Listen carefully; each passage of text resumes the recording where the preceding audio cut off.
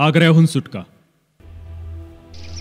मुघलांनी चालवलेला प्रचंड नाश आणि त्यांचं अफाट सामर्थ्य महाराजांना दिसत होतं. तात्पुरती माघार घ्यायची आणि नंतर संधी मिळताच उठाव करायचा असं शिवाजी महाराजांनी ठरवलं. निवडक मंडळी घेऊन महाराज निर्भयपणे जयसिंगाच्या भेटीला निघाले. जयसिंगानं महाराजांचं स्वागत केलं.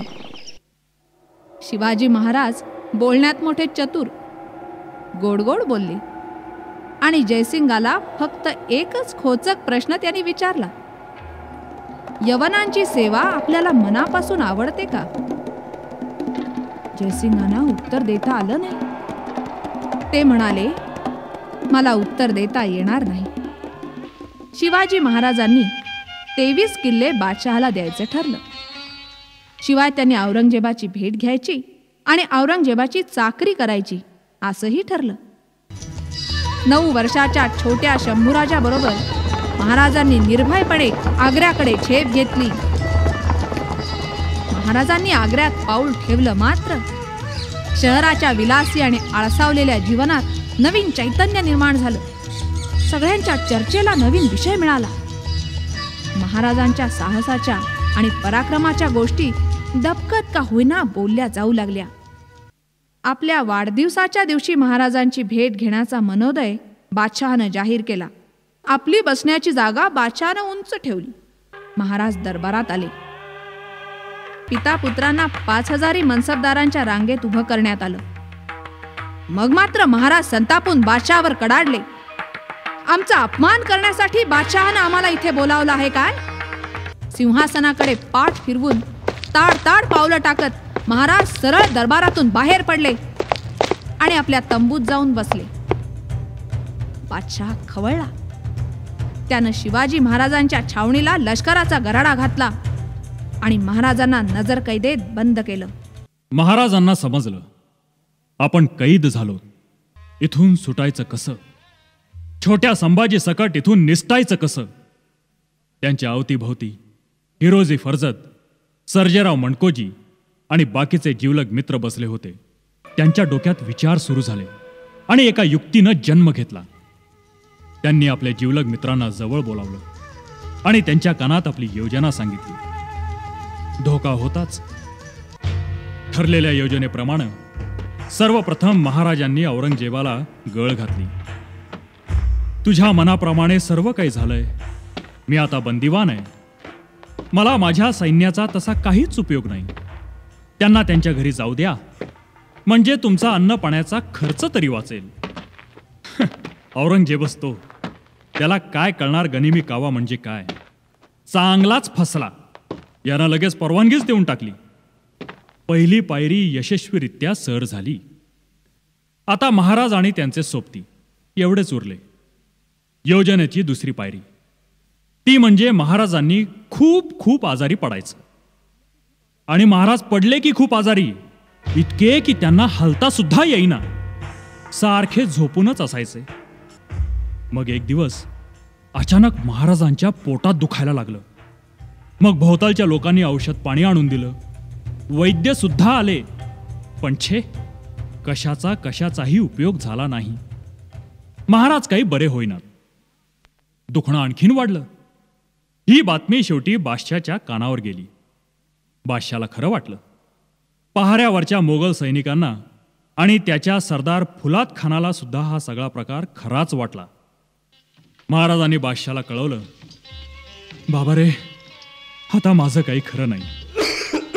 मी जर गोर गरीब ब्राह्मण आणि फकीर यांना मिठाई वाटली तर त्यांच्या आशीर्वादानं माझा त्रास कमी होईल असं मला वाटतं. तेव्हा आपण दान धर्मासाठी परवानगी द्यावी ही विनंती. बादशाह याला पण तयार झाला. मोठमोठे पेटारे मागवण्यात आले. त्यात मेवा मिठाई भरण्यात आली आणि मिठाईनं भरलेले पेटारे महाराजांच्या खोलीतून बाहेर जाऊ लागले. बाहेर जाणाऱ्या प्रत्येक पेटाऱ्याची पहारेकरी कसून तपासणी करत होते आणि प्रत्येक वेळी त्यातली थोडी थोडी मिठाई सुद्धा हडप करत होते. पहारेकरी तर या सगळ्या प्रकारानं जाम खुश होते, कारण दररोज मिठाई खायला मिळत होती ना. असं दररोज होऊ लागलं. पहारेकऱ्यांचा पेटारे तपासायचा उत्साह पण दिवसेंदिवस कमी होत चालला होता. असंच एक दिवस नेहमीप्रमाणे पेटारे आले. त्यातले 2 रिकामे सोडून बाकीच्यात मिठाई भरण्यात आली. सगळ्यांचे चेहरे काळजीनं ग्रासले होते. छाती धडधडत होती. महाराजांनी हिरोजी फर्जदला जवळ बोलावलं. आपल्या हातातलं सोन्याचं कडं काढून त्याच्या हातात घातलं. महाराज पटकन एका पेटाऱ्यात जाऊन बसले आणि हिरोजी महाराजांच्या जागी जाऊन झोपला. दुसऱ्या पेटाऱ्यात संभाजी बसला. सर्व पेटारे कर्र कर्र असा आवाज करत बाहेर पडले. नेहमीप्रमाणे पहारेकऱ्यांनी पेटारे थांबवले. 1-2 पेटारे उघडले आणि हुकूम दिला, जाओ. गावाच्या बाहेर पोचल्यावर पेटारे उघडण्यात आले. आतून शिवबा आणि संभाजी बाहेर पडले. सोबत्यांनी घोडे तयारच ठेवले होते. घोड्यावर बसून सर्वजण सुसाट महाराष्ट्राकडे दौडू लागले. इकडे तर फारच गंमत झाली. फुलाद खान आणि त्याचे पहारेकरी महाराजांच्या खोलीत येऊन डोकवायचे. हिरोजी फर्जद पलंगावर झोपलेला असायचा आणि मदारी त्याचे पाय दाबत बसलेले असायचे. त्यांना बघून फुलाद खानाला वाटायचं महाराज झोपलेत. थोड्या वेळानं दोघे उठले. झोपण्याच्या जागेवर गाद्या आणि उशा ठेवल्या. त्यावर पांघरून घातलं म्हणजे बघणाऱ्याला सुद्धा वाटलं पाहिजे की महाराजच झोपले.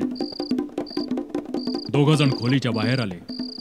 पहाऱ्यावरच्या चौकीदारानं दोघांना हटकलं आणि विचारलं, ऐ कहाँ जा रहे हो?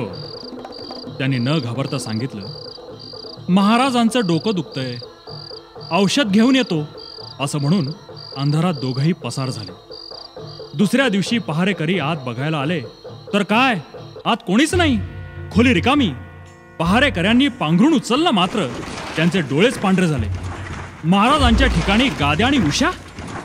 फुलाद खानाची तर अवस्था विचारूच नका. नुसते त्याचे डोळे गरगर गरगर फिरत होते.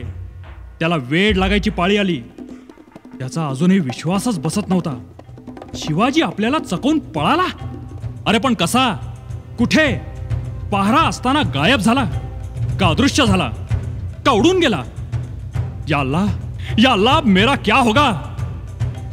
औरंगजेबाला हे कसं सांगायचं? नुसत्या कल्पनेनं त्याला घेरी आली.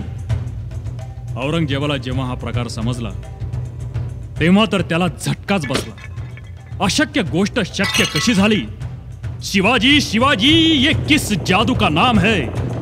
शिवाजी नावाचा त्यानं धसकाच घेतला.